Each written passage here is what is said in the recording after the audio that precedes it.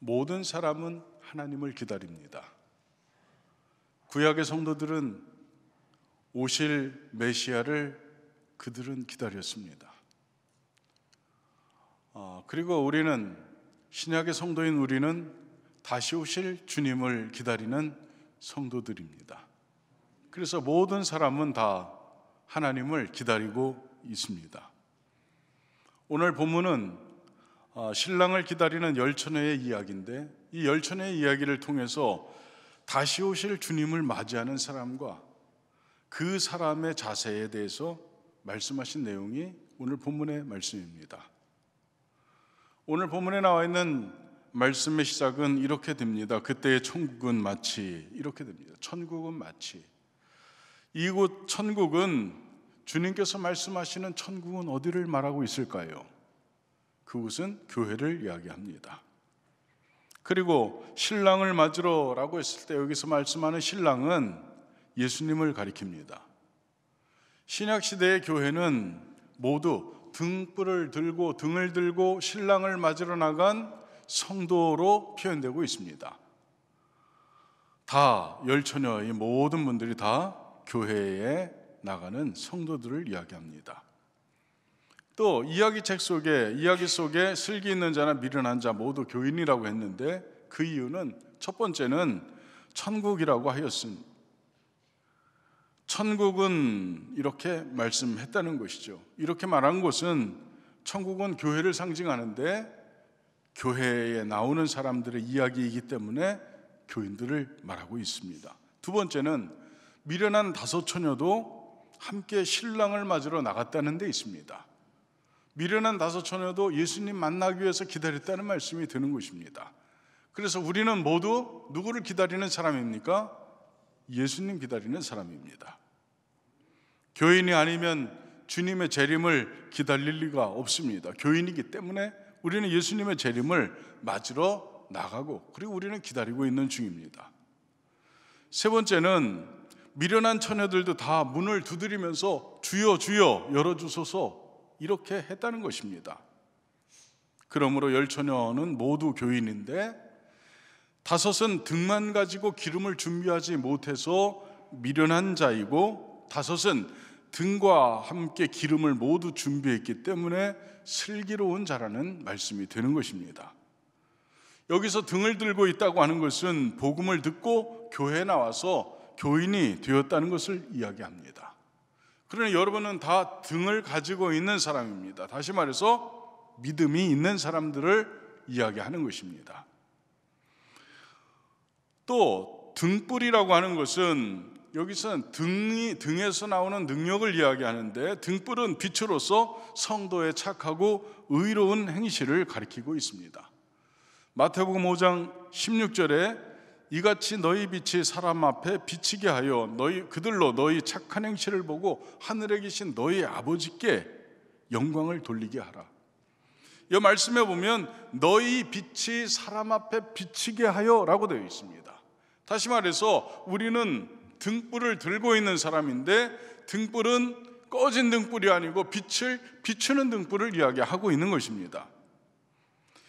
또 에베소서 5장 8절 하반부와 9절을 보면 이렇게 되어 있습니다. 빛의 자녀들처럼 행하라. 빛의 열매는 모든 착함과 의로움과 진실함에 있느니라. 이렇게 말씀하고 있습니다. 여러분은 빛의 자녀들처럼 행하라고 그렇게 말씀하고 있습니다. 다시 말해서 너희는 등불을 비추는 사람이 되라고 하는 말씀이 되는 것입니다. 우리를 통해서 비춰야 될 빛은 어떤 것입니까? 의로움과 진실함, 착함, 이런 것을 빛으로 표현하고 있습니다.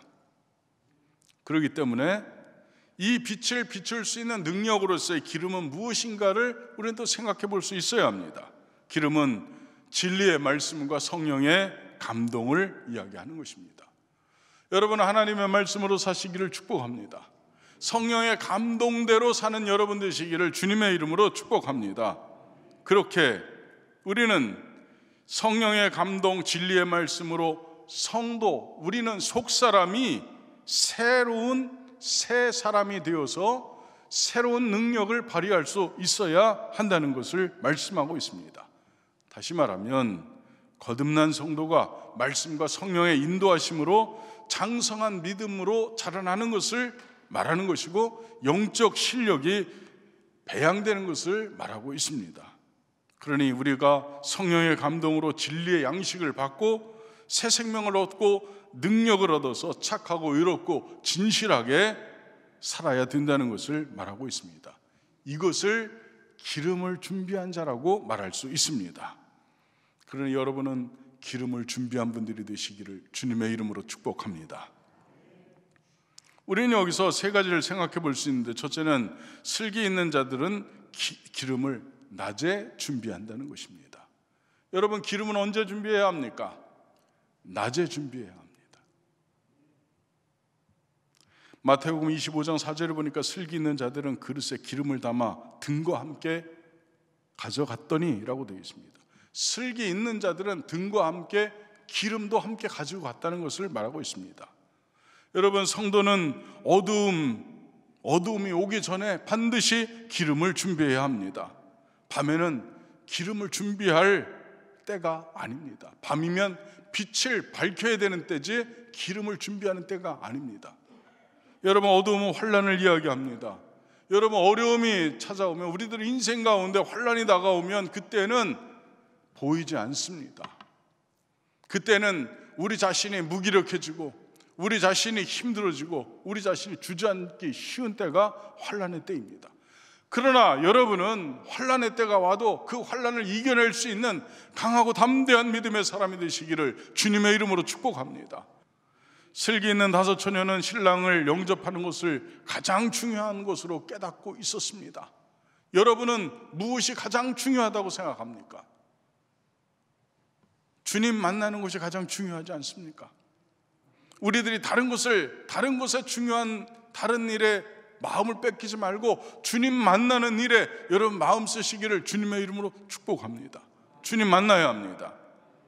슬기 있는 다섯 처녀의 마음은 온통 신랑을 맞이하는 데 가 있었습니다. 밤에 늦게 올 것을 깨닫지 못했지만 기름을 준비했습니다. 혼인잔치에 손님이 많이 왔겠지만 그러나 그 손님들과 관계를 갖지 않고 많은 인사나 많은 일이 있어야 했겠지만 그는 오직 신랑을 맞이할 기름만 준비하고 있었습니다. 여러분, 그럴 수 있기를 간절히 바랍니다. 그런데 미련한 다섯 처녀는 신랑을 기다리는 것으로 다 된 줄 알았습니다. 기다리는 것으로만 되는 줄 알았습니다. 밤에 늦게 올 것을 깨닫지 못하고 기름 준비하지 않았습니다. 다른 사람들은 등을 가지고 가니까 자기도 등만 가지고 갔습니다. 기름을 충분히 준비할 것을 도무지 생각하지 못했습니다. 미련한 다섯 처녀는 신랑을 맞이하는데 마음을 두지 않고 다른 일에 정신을 팔렸습니다. 정신이 빼앗겼습니다. 손님 오면 손님 맞으러 나갔고 손님 대접하는 일에 열심을 내고 손님과 이야기하고 그런 일에 정신이 팔려서 시간을 다 보내버렸습니다. 여러분, 우리가 신앙생활할 때 여러 가지 봉사도 합니다.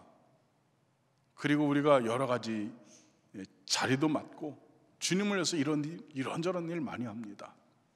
그러나 그 마음속에 주님 계시지 않으면 아무 소용없습니다. 우리 교회는 여러분의 마음속에 예수 그리스도가 계시면 이곳은 천국입니다. 그러나 우리들의 마음속에 예수께서 계시지 않는다면 우리는 무엇을 해도 아무리 땀을 흘리고 아무리 열심히 한다 할지라도 많은 사람이 칭찬한다 할지라도 그 안에는 기쁨이 없습니다. 그 안에는 영광이 없습니다. 그 안에는 아무 의미가 없는 것입니다. 여러분 안에 예수 그리스도께서 계시기를 주님의 이름으로 축복합니다. 우리 안에 예수가 계셔야 하는 것입니다.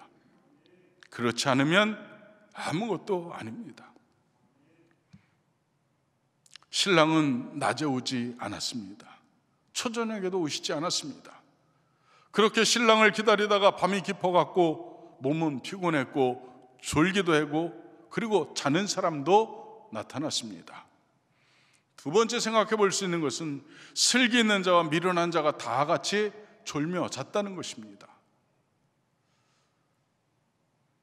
여러분, 마태복음 25장 5절에 보니까 신랑이 더디움으로 다 졸며 잘세. 따라서 합니다. 신랑이 더디움으로 다 졸며 잤다. 다 졸며 잘세. 이것은 기진맥진하여 쓰러진 상태를 가리킵니다.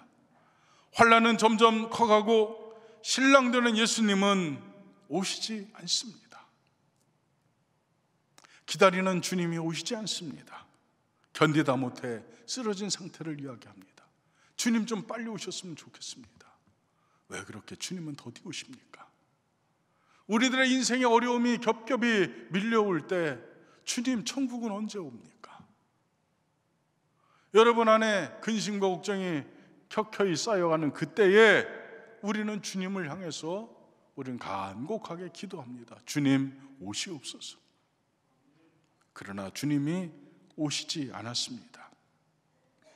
슬기 있는 다섯 처녀, 미련한 다섯 처녀 모두 지쳤습니다. 그들이 다 졸며 잤다고 했습니다. 환난은 그렇게 우리에게 오는 것입니다. 말씀 속의 밤은 환난을 가리킵니다. 밤중에 신랑이 오는 것은 예수님께서 환난 중에 내가 갈 것이라고 말씀하셨기 때문에 그렇습니다. 예수님이 환난 가운데 재림하신다는 것이 성경 여러 곳에서 말하고 있습니다. 마태복음 24장, 계시록 7장, 13장, 다니엘서 8장, 9장, 11장, 13장 모두 다 주님은 환난 때에 오신다고 그렇게 기록되어 있습니다. 신랑을 아무리 기다려도 오시지 않고 밤은 점점 깊어가므로 미련한 처녀도 졸고 슬기 있는 처녀들도 졸고 있었습니다. 육신을 가진 사람이라고 여러분 다 이해할 수 있는 것 아닙니까? 우리에게는 다 한계가 있습니다. 우리는 우리의 체질을 알고 계시는 아버지께서 알고 계시듯이 우리는 한계가 있습니다. 우리는 내구성에 한계가 있습니다. 그래서 주님께서는 감당할 시험밖에는 허락하지 않으신다라고 하는 말씀도 기록되어 있습니다. 주님은 여러분을 알고 계십니다.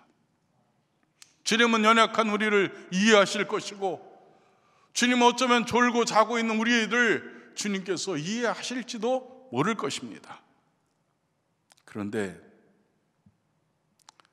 기다려도 오지 않는 이 신랑이 밤중에 오셨습니다.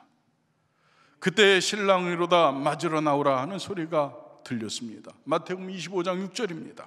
밤중에 소리가 나되 보라 신랑이로다 맞으러 나오라 하매 그때 모든 사람이 일어났습니다.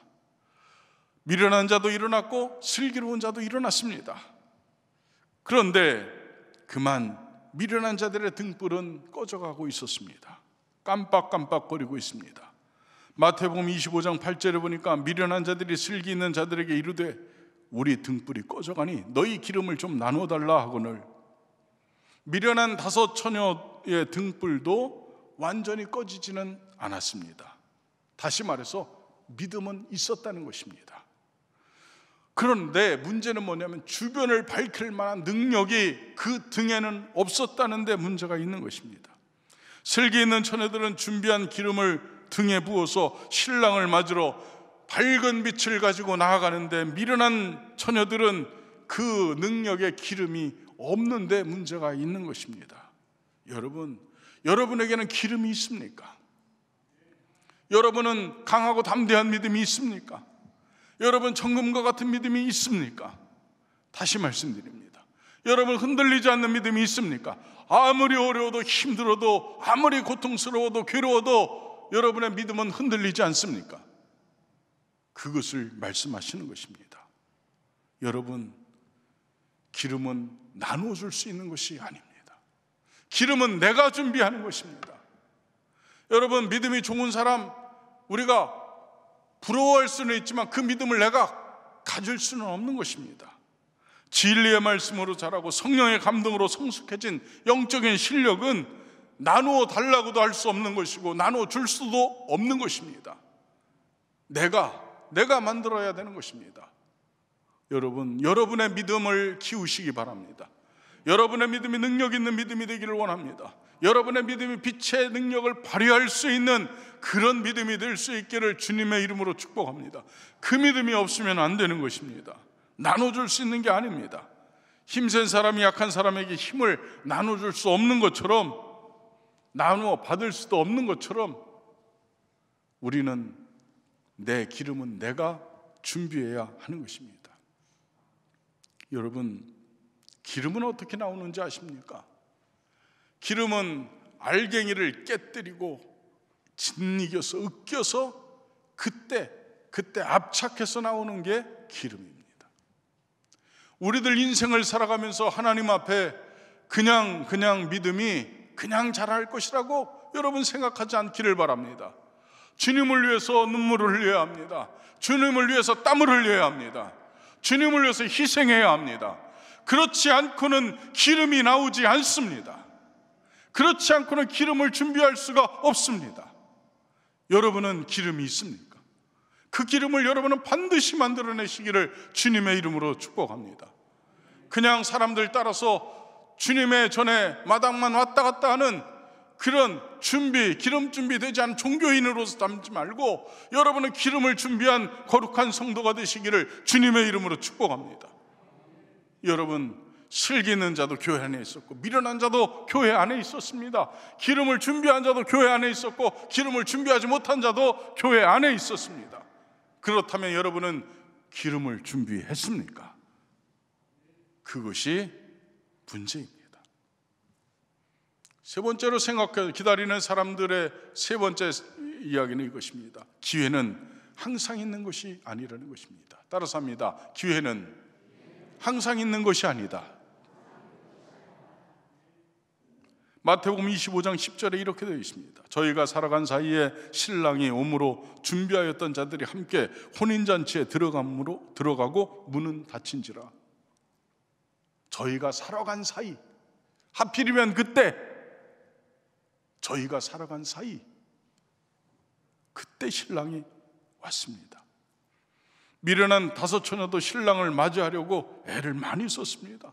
기름이 없어서 발을 동동 구르고 기름을 준비하기 위해서 막 뛰어갔을 것입니다. 그런데 그때 마침 신랑은 오셨고 잔치집 문은 닫혀버렸습니다. 기회는 항상 있는 것이 아닙니다. 여러분, 지금 믿음이 있어야 합니다. 지금 기름이 준비되어 있어야 합니다. 주님은 언제 오십니까? 주님은 언제 오십니까? 목사들은 그렇게 이야기합니다. 주님은 수요일 비 오고 바람 부는 수요일 밤에 오실 것이다. 여러분, 수요 예배에 나오는 사람 그리 많지 않습니다. 주님은 그때 오실 것이다. 이유가 뭔지 아십니까? 믿음으로 살려고 애쓰는 거죠. 순간순간 애쓰는 거죠. 자기 육체의 소욕을 꺾는 것이죠. 환경을 이겨내는 것이죠.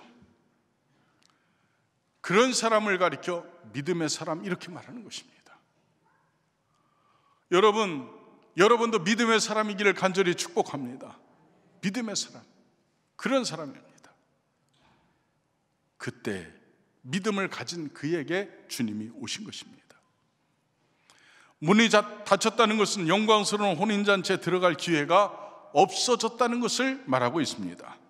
마태복음 25장 11절과 12절에 보니까 그 후에 남은 처녀들이 와서 이르되 주여 주여 우리에게 열어주소서. 대답하여 이르되 진실로 너희에게 이르노니 내가 너희를 알지 못하노라 하였느니라. 내가 너희를 알지 못한다 하였노라. 미련한 처녀들은 와서 문을 두드렸지만 문이 열리지 않았습니다. 주님께서 말씀하시기를 내가 너희를 알지 못하노라. 여기서 알지 못한다고 하는 말은 무엇을 이야기합니까? 나는 너를 인정할 수가 없다는 것을 이야기하는 것입니다. 나는 내가 신부라고 하는 사실을 인정할 수가 없다는 것입니다. 나는 내가 성도라고 하는 것을 인정할 수가 없다는 것입니다. 빛이 나지 않는 너, 능력을 발휘하지 못하는 너, 믿음을 소유하지 못한 너를 나는 신부로 성도로 인정할 수 없다는 것을 이야기하고 있는 것입니다. 여러분은 믿음의 사람입니까? 여러분 안에는 변하지 않는 믿음이 있는 사람들입니까? 빛을 발할 수 있는 능력의 기름이 여러분에게는 있는 사람입니까? 그걸 한번 생각해 보시기를 주님의 이름으로 축복합니다. 마태복음 25장 13절에 그런즉 깨어 있으라 너희는 그날과 그때를 알지 못한다. 알지 못하느니라. 깨어 있으라고 하는 말은 무엇입니까? 깨어 있는 자라야만 영광의 주님을 맞이할 수 있기 때문에 그렇습니다. 깨어 있는 자라고 하는 것은 준비하였던 자들을 이야기하고 있습니다. 이것을 보면 슬기 있는 다섯 처녀는 미리 준비한 자들이고 미련한 다섯 처녀는 아직 준비 못한 자를 이야기하는 것입니다. 누가복음 2장에 보면 등장하는 인물 중에 시므온과 안나라고 하는 사람이 기록되어 있습니다. 이들은 세상에 구주로 오신 예수 그리스도를, 아기 예수를 영접한 사람들입니다. 시므온과 안나가. 당시 제사장도 랍비도 신앙에 열심히 있다고 하는 서기관도 바리새인도 아기 예수를 영접하지 못했는데 시므온과 안나는 예수님을 영접했습니다. 제사장, 랍비, 서기관, 바리새인 이들은 후에 자신들의 권세와 이권에서 비롯되는 탐욕과 시기, 질투 때문에 예수님을 십자가에 못 박아 죽인 사람들입니다. 이들은 미련한 다섯 처녀입니다. 예수님을 알아보지를 못했습니다. 그러나 시므온은 달랐습니다. 누가복음 2장 25절에 보니까 예루살렘에 시므온이라 하는 사람이 있으니 이 사람은 의롭고 경건하여 이스라엘의 위로를 기다리는 자라. 성령이 그 위에 있더라. 성령이 그 위에 계시더라. 이렇게 되어 있습니다. 시므온은 이스라엘의 위로 즉 그리스도 구세주를 기다린 사람입니다. 신랑을 기다린 지혜로운 신부가 바로 이런 사람입니다. 그에게는 성령이 그 위에 계시더라 하였습니다. 가장 순전한 기름을 준비한 사람은 시므온입니다. 저는 여러분 깨어있는 시므온과 같은 사람이 되셔서 주님을 영접할 수 있기를 간절히 바랍니다. 또 한 사람이 있습니다. 안나입니다. 누가복음 2장 36절로 38절에 보니까 또 아셀지파 바누엘의 딸 안나라는 선지자가 있어 나이가 매우 많았더라. 그가 결혼한 후 7해 동안 남편과 함께 살다가 과부가 되고 84세가 되었더라. 이 사람이 성전을 떠나지 아니하고 주야로 금식하며 기도함으로 섬기더니 마침 이때에 나와서 하나님께 감사하고 예루살렘의 속량을 바라는 모든 사람에게 그에 대하여 말하니라. 아멘. 여러분, 안나에 드러난 삶은 불행한 인생입니다. 얼마나 불쌍합니까? 남편과 7해밖에 같이 살지 못했습니다. 과부가 되어서 오랜 세월을 보냈습니다. 그렇지 않아도 약자인데 얼마나 불쌍합니까? 그런 안나였지만 영적으로는 이 안나가 영광스러운 사람인 줄 믿습니다. 드러나는 것만이 다가 아닙니다. 드러나지 않는 것이 더 클 수도 있는 것입니다. 안나는 깨어있는 성도였습니다. 마침 이때에 나와서 안나는 깨어있어서 주님이 오신 그때에 주님을 맞이하는 영접하는 사람이 되었다는 것입니다. 여러분, 이 사람은 성전을 떠나지 않았다고 했습니다. 주야로 금식했다고 했습니다. 기도함으로 섬겼다고 했습니다. 그랬더니 그가 기름을 준비한 슬기로운 처녀가 되어서 아기 예수님을 영접하게 된 줄 믿습니다. 사랑하는 우리 소망교회 성도 여러분, 우리는 시므온과 안나와 같이 슬기로운 다섯 처녀가 되어야 될 줄 믿습니다. 기름을 준비합시다. 아무리 어둠이 깊다 할지라도 등불을 밝히는 능력 있는 성도가 될 수 있기를 축복합니다. 깨어있으라 하시는 주님의 말씀에 순종하며 주님 오실 때를 기다리는, 그래서 마침내 영접하여 영원한 천국에 입성하는, 구원받는 주님의 신부가 되시기를 주님의 이름으로 축복합니다.